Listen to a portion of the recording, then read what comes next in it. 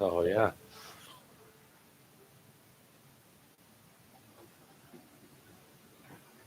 All right. Looks like we're up and running. Uh, a lot of people had plans tonight, so they're like, well, I'll just watch it tomorrow. I have a feeling we're getting to this. I had someone say to me today, they're like, it's really hard just to get up and come to the church anymore when we just roll out of bed in our pajamas and watch it on TV. And I'm like, yeah, I think this is going to be one of the bad effects from COVID.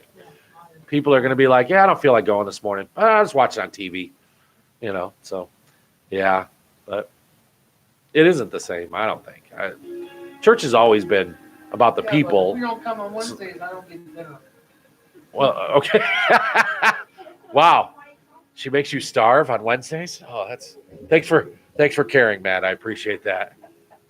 One time I was drinking my chocolate shake, I was thinking, Yeah, yeah, yeah. Thanks, Matt. Appreciate that. Remind me about how bad a diabetic I am. Uh, all right. Well, it's 6 o'clock on Wednesday Night Live. We're gonna start off with the sixth thing that the Lord hates tonight. And finish up next week with what I think is the biggest pet peeve of Christianity next week, and the biggest problem. That's why he words it differently. But before we begin that, we'll tell you what's going on.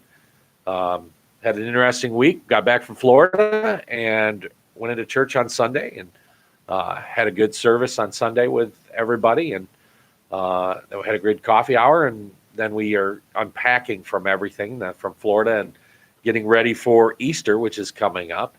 And we have our Monday, Thursday, Good Friday, and Easter planned. And Palm Sunday, the kids are, of course, doing a pancake meal, an Easter egg hunt for the kid. And that'll be out. So if you know anybody, bring a kid along on Sunday and at Palm Sunday. And they're going to have all kinds of stuff going on, at least for that. So be part of the big events coming up as we get closer to Easter. And we're in the middle of a series for Lent.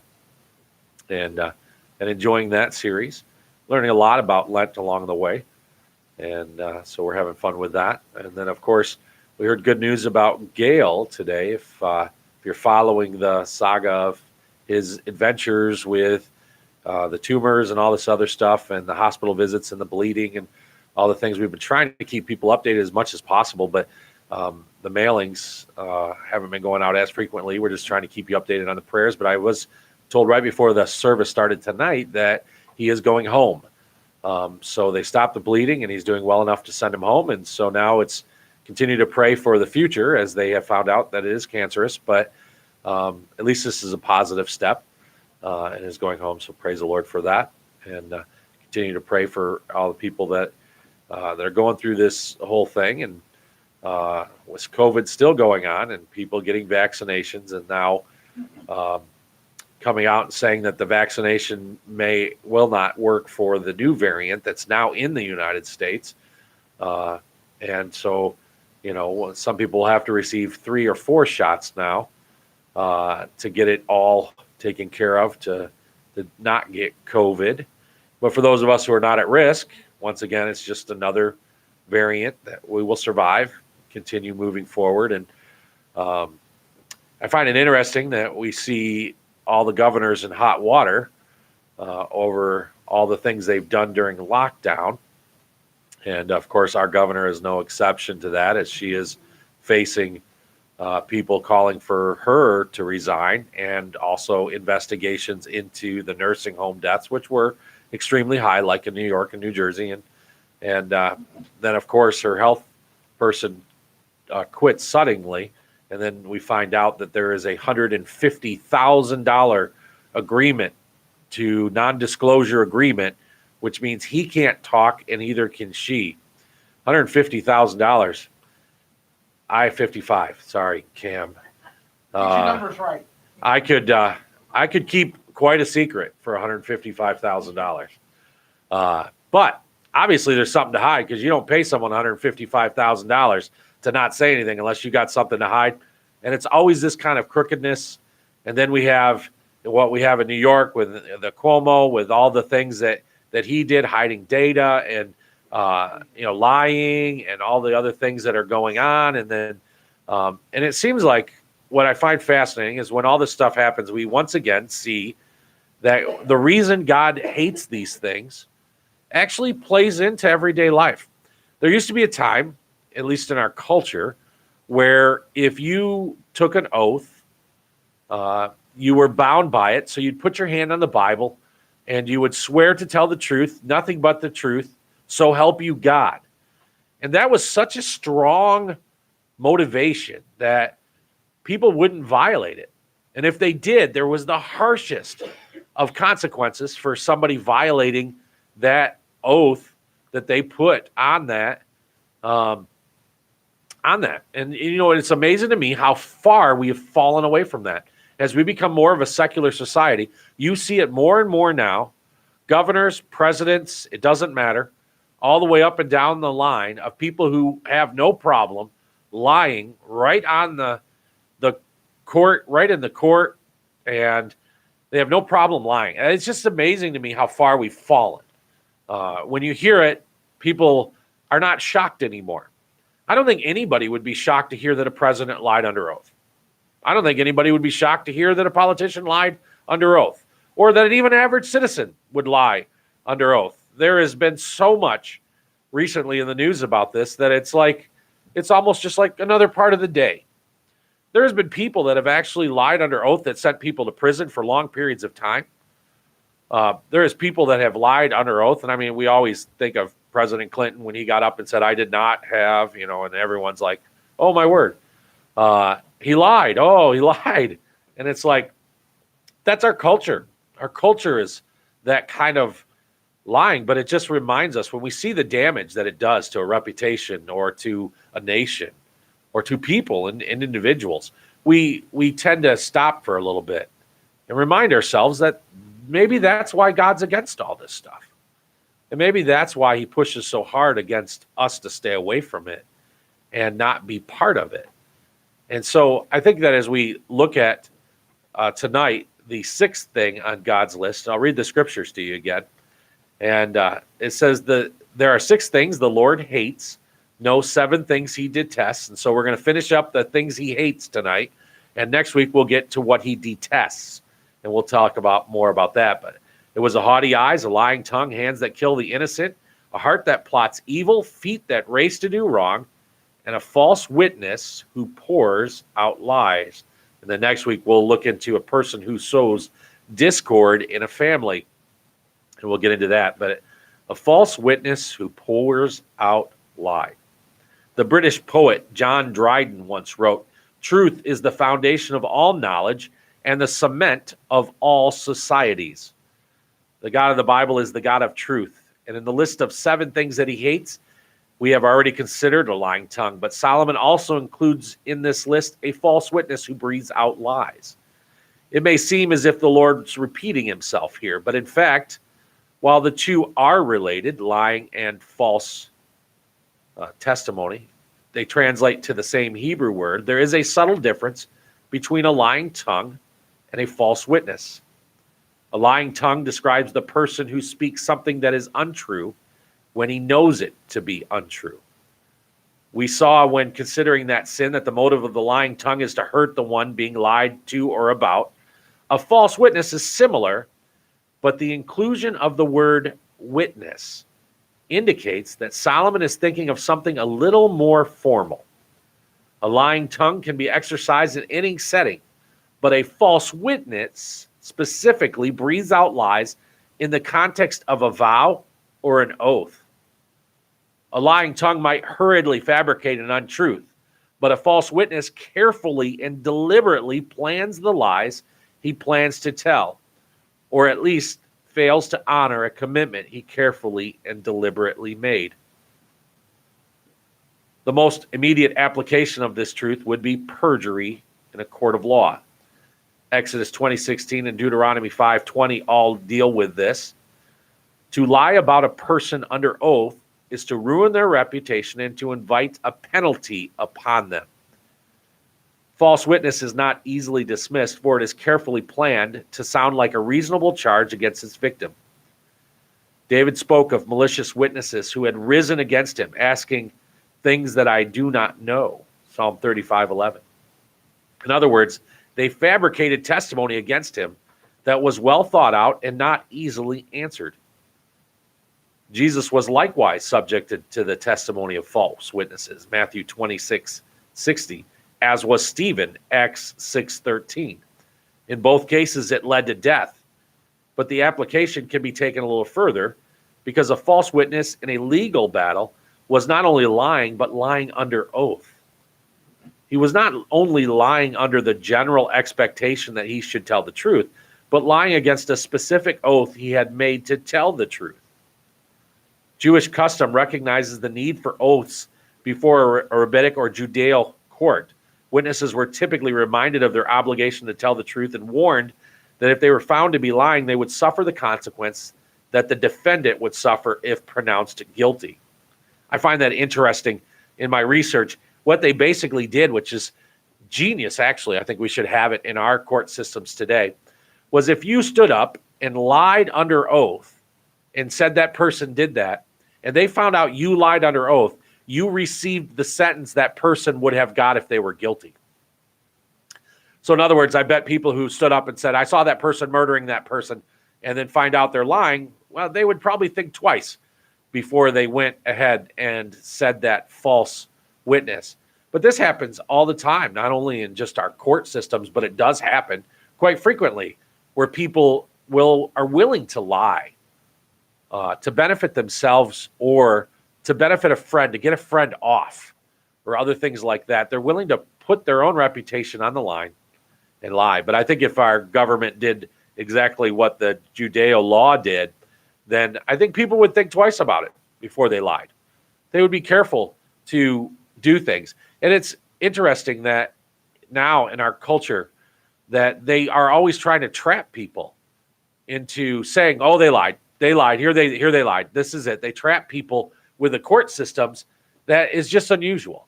It's not what it would normally be. And I find that fascinating that we have gotten to the point now where it actually means hardly anything to get caught lying in court, but yet now everyone wants to use it against every politician, against every person. And we do have a lot of people that get really damaged. We have people that are falsely accused in major ways, and then there is no repercussions of the person who falsely accused them. There has been situations where people have been let off death row because the person lied about them in court. And the person who lied about them in court skates off without any problems whatsoever, but yet the person spends years and years and years in prison. What's the motivation to not lie under oath if there is no consequences for lying under oath? Makes no sense, does it? But if we had consequences, if we followed the biblical pattern for this, then we would probably have people second guessing whether or not lying under oath is okay. And I know that we always deal with the whole what lying is justified. And when I was in Bible college, we dealt with that, and we talked about it when we talked about lying in the Ten Commandments.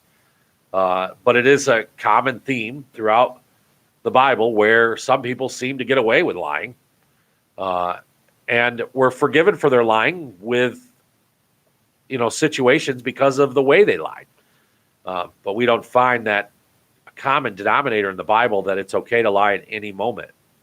The question was, did Corrie ten Boom lie when people came in and she said, no, I don't have any Jews? Or did her parents lie when they said, no, we don't have any Jews hidden in the house? Or Rahab, when she was in the Bible confronted, did she lie when she said, no, I don't have the two spies here in my home, and they were in her home on her roof? And, those type of things. And but we find that the Bible always wants us to tell the truth. Perjury is something that should never be named amongst a Christian or a believer. We should tell the truth, even if it means our suffering our own consequences or the ones we love suffering consequences. We should always be willing to tell the truth. If we understand this practice of swearing in witnesses, it perhaps puts something of a fresh spin on the broader application of this sin. A lying tongue is always detestable to God, but lying against a vow that one makes is placed in its own category. What might this look like today outside of the courtroom? Anybody take on a debt in here? Promise to pay it back? Anybody? Nobody in here? Nobody? Oh, a couple people. Go out and buy a car. You promise to pay the debt back, and all those other things. You sign waivers. You buy a house. You say you're going to pay the debt back. You agree to terms, and then break your vow. Decide not to pay it back. Have it taken from you. Those type of things. Our country even got so wrapped into it that bankruptcy became something that was so common that they had to change the bankruptcy laws because everybody was just like racking up debt and then going and filing bankruptcy. Instead of stopping to pay their debt and do what was right, we try to find a loophole to get out of paying what we agreed, which is a vow. It is an agreement. It's a vow to pay somebody back. How many times has that happened in a pledge or commitment? I think about parenting. How many times do I stand at the front with people bringing their kids into a child dedication? And they'll bring their child into the dedication and they will agree that they will raise their child in the faith and they will pledge before God that they will raise that child to follow the Lord and all this other stuff. And then we never see them again. Never come back to church, never do anything. And yet everyone's like, oh, that's fine. At least they got the dedication done. You realize that all they did was visibly lie and break a covenant before God in the church. When they don't raise that child in that faith, and they don't bring that child to faith, it is an outright lie. And you might be sitting there thinking, well, that's my family you're talking about. Yep. Some of your family has used the church as a tool for appeasement for God. And yet you don't realize that once they make that covenant, once they make that commitment, they're bound to it before God. And breaking it is the same thing that God is talking about here. We don't make these things lightly. We shouldn't make these things lightly. We should be stuck with our word and sit and do what is right, regardless of what the situation is. Many times people come to Christ and they make these decisions to follow Jesus and they drift away when they make a commitment. Many times people have made commitments that will be as simple as saying, I'll be there at 3:00. I'll see you tomorrow. They don't show, they don't call. We have a culture that's filled with stuff like that, where people just don't do what they say they're going to do anymore. But once you make a commitment or a promise, this is one of the saddest things that I hear a lot when doing counseling and things, is when kids will tell me how many times their parents made promises to them and they never kept them, never showed. Happens a lot in divorce situations, unfortunately, where a dad or a mom will say, I'll pick you up this weekend, we'll go out. And they don't. And it creates all these problems in the household and the family. There was a movie, I think it was called Liar, Liar. Who was the guy that starred that? Jim Carrey. Jim Carrey. It was, the reason that movie was so funny to me was that the whole time that movie was playing, it was literally him being forced to tell the truth. He could not lie. And how that created such funny situations because he would have just normally lied. But when it went through it all, and it, what? Want to know how it happened? Well, I know the kid made a promise, made a wish. Yeah, made a wish and a birthday wish, right? But when you look at stuff like that, and you see that what made that movie so funny was that it is so far from reality to tell the truth. That when he finally got the truth, but when he told the truth, his life worked out better than all the times he was lying. And I think that is the point of what God is saying, that we should stay away from lying or vows or commitments that we may or may not make. Think about this. Why is this sin so serious? We could say first, because God hates false witnesses, and believers are expected to hate that which God hates, Psalm 97:10. We could add to that, because false witnesses also hurt others, and the Bible consistently urges us to act in the best interest of others, Philippians 2:1-4. But we should also notice that those guilty of this sin are specifically warned of dire consequences. A false witness will not go unpunished, and he who breathes out lies will not escape. Proverbs 19:5. Again, a false witness will perish. Proverbs 21:28. We must therefore do all we can to avoid this sin. Biblical wisdom demands that we follow some practical steps to help us avoid falling into the sin of false witness. First, if you're guilty of false witness, of course, we repent. Confess your sin to God, seek forgiveness from others, and commit to be done with false witness. Second, strive to be trustworthy. As Christians, our words should reflect God's truth. Jesus urged, do not take an oath at all. Let what you say be simply yes or no in Matthew chapter 5, verses 3 through 37. And I want to stop here for just a second and remind people that the Bible would actually encourage you to be 100% truthful in even your yes and your no. To be serious about when you say, yes, I'll do something, or no, I will not do something. That you think it through. We found a loophole in Christianity. It's called maybe. Jesus never encouraged Christians to have maybe, but to think it through and not say yes and no until they could actually commit to something. So in other words, if somebody commits to saying yes or no to you, then it's your word, but they're saying yes or no before God. And that's the kind of Christian that we should be. Now, it's not easy to always do that. There are circumstances that arise that make things not happen. People lie. It happens.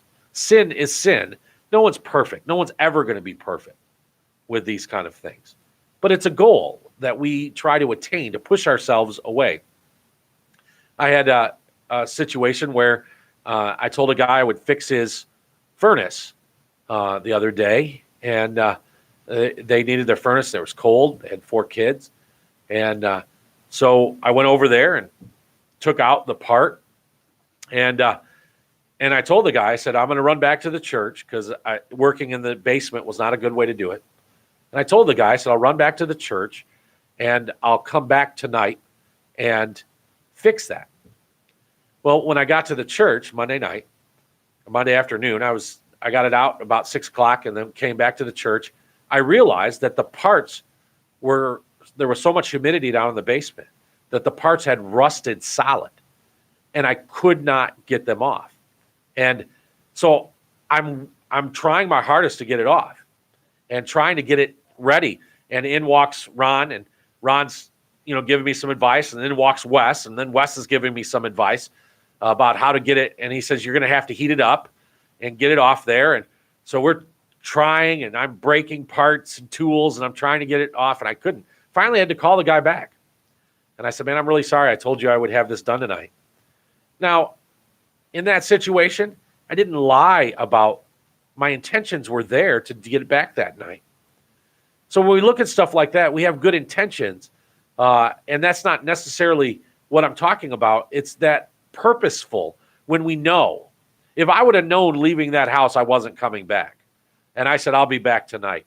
That's the moment that we are talking about where it's that purposeful lying to an individual because you want favor with them. So you say something that you want them to show favor back on you. We were able to, as a matter of fact, Ron, the genius, took the part home that night, got the part off, and came back and brought it back to me all fixed up. And when I quickly assembled it, I went over, and their furnace is working. And I called the guy. I said, your furnace is working. He was very happy. And the family had a very warm night last night, and I was glad. But in those types of situations, you have to look at yourself, and you have to say, what are my intentions? What do I know when I speak? Do I know I'm going to say something that is going to be a lie? Am I prepared to do that? And when he's talking about a false witness, he is referring to someone who knows exactly what they're doing. They say that they're going to do something and they don't, but they know they're not going to do it when they say it. And that's the part that God hates. We already know we're going to lie, before we even lie, we've prepared the lie. And that happens all the time. People say things that they think, well, I don't want you to get mad at me, so I'll say this, knowing that that's not going to actually happen. And this is the part that the Bible gets. And I think we're all guilty of this because nobody likes conflict, right? So when somebody says, hey, can you help me with this? And you go, yeah, no problem. What day are we doing? Oh, yeah, Thursday morning works for me. And then Thursday morning, you know you had other things lined up, but you're just like trying to avoid conflict. And we have to be people that love each other and care for each other, but we have to be people of truth in those situations. If we know we can't do it, we just need to say no. There are several people in the church. I preached a message one time on may your yes be yes and your no be no. And people think that if a pastor asks you to do something, you should probably just jump on it and do it because the pastor asked you to do it. What I loved was that people actually told me no. And then they felt really guilty about it. But the point is that was what God wants you to do. He doesn't want you to appease me and tell me what may not be true. He wants you to be honest with me and tell me if you don't want to do something, don't have to do it. And people feel obligated to do it, but you shouldn't. In Christianity, God's okay with no. And that one of the biggest things I've learned in Christianity is God's also okay with disappointing you. He doesn't answer all your prayers the way you want them. He has no problem disappointing you and even telling you no. You can beg God and say, God, please do this. And he'll say no. He has no problem saying no because he means it. And he knows what's best for us. And we have to think about that as Christians and reflecting that in the world. May our yes be yes and our no be no. Second, we need to strive to be trustworthy. As Christians, our words should reflect God's truth. Jesus urged not to take an oath, like I said. He was not categorically forbidding the taking of oaths, but saying that Christians should be of such honorable character that they speak and behave truthfully whether or not they have taken an oath. We are to speak the truth in love, Ephesians 4:15, and put away lying in Ephesians 4:25. I like how they word it in this version where they say we are to put away lying. In other words, it's a part of all of our lives. Lying and temptation to lie is there. Satan's never going to stop tempting you to lie, but we need to put it away. When you put away, of course, I think of toys as a kid. When you put away your toys, you didn't leave them out, and you put them away so they were away. And a lot of times it was a toy box, and it was put away so that you couldn't see them anymore. And I think that's what God is saying with that lying should be put away. We should put it away from our lives. Third, as we've seen consistently in this series, we must not keep company with those who are known to be false witnesses. You shall not spread a false report. You shall not join hands with a wicked man to be a malicious witness. Exodus 23:1. To become wise, we must walk with those who are wise, for companions of fools will be destroyed. Proverbs 13:20. While false witnesses are assured of dire consequences, Christians should be driven more by love for God than by fear of consequences. Whoever has my commandments and keeps them, he it is who loves me. And he who loves me will be loved by my Father, and I will love him and manifest myself to him. John 14:21. Love for God should drive our obedience. And the wonderful promise is that obedience invites sweet fellowship with one another whom we love. I think the Bible wraps it up wonderfully, as always, when it talks about how we should keep proper friends. Friends that drive us to do evil are people we should distance ourselves from. But malicious witnesses, people who would ask you to lie for them, are the people that this is talking about. People who would encourage you to lie. We have a lot of things that we need to think about as Christians and act on. And I hope that tonight you'll look at this and understand why God hates a false witness. And maybe before you make an oath, you'll think twice about your oath. And maybe as you speak, your yes will be yes and your no will be no. And you will be ruled by that. And I think that God will be honored in your life and in the church's life if we can do this. Next week, we'll pick up with the worst of all worst, the seventh one. It is the topper. It is God's button pusher. You push this one, you're going to get the most reaction out of God. And we'll learn about that next week. We are going to start our Bible study. I see Brian and Brandon are on here. We are going to start our Saturday morning Bible study for men at the Mario Brothers this Saturday. Mario's Restaurant. I've got video games on my mind, apparently. At Mario's Restaurant, 9 o'clock, we'll have our Bible study. It'll be the men's Bible study. Everyone's welcome to attend if you're a man. Yeah. I mean, if you're a woman, you're welcome to attend. You just have to sit at a separate table and stare at us. No, but we have women's Bible study. So we have men's Bible study, though, and we are reading through the Bible. And I'm going to bring some extra sheets with me on Saturday. Come in, even if haven't been part of it, you can join. And we'll have breakfast together. We laugh, have a great time, and then we study the Bible together. It's always enjoyable. We have about 6 to 8 guys who come, and hopefully I'll be sending out a text if I can remember tomorrow, and we'll be doing that. And so if you want to be part of that, and don't forget on Sunday as we continue through our Lent series, what God is doing, the 7 questions we have as we get closer to Easter, and we see what God is doing. I know I'm excited about Easter coming up this year, and I'm not going to let COVID or Satan ruin it. So we're going to have a good time at Easter and celebrate what Easter is all about, which is Jesus coming and giving us life through his death. And we'll talk more about that and all the different things that are coming up. Have a good week. Stay safe. Let me pray with you, and then we'll go. Lord, as always, we are thankful for all that you do in our lives, that many times you help us and guide us and direct us. We are far from perfect humans. We are constantly in need of being reminded of the ways we need to change and to be more like you and the ways we fail you, so we can work on it. So Lord, I pray you'd help us all to work on it together, to become more like you, and to push away those things out of our lives. We love you, and we thank you for all that. Keep everyone safe. Bless everyone in Jesus' name. Amen. Goodbye.